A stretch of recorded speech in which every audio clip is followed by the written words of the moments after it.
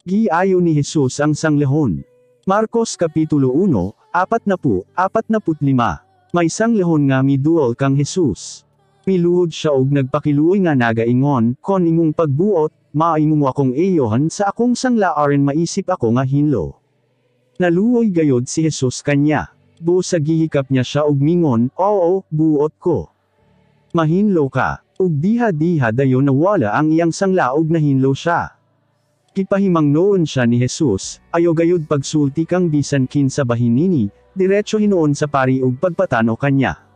Anye paghalad sa halad nga gisugo ni Moises sa pagpamatuod ngadto sa mga tawo nga hinlo ka na.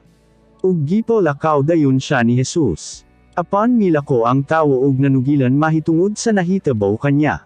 Buo sa mikaylap ang balita mahitungod sa nahitabo sa sanglehon hangtod nga dili na makasulod si Jesus sa mga lungsod kay nagduot naman ang mga tawo sa pag-adto kanya. Nagpabili na lang siya didto sa kamingawan. Apan nagaadto paghihapon ang mga tawo kanya gikan sa nagkalain-laing mga dapit.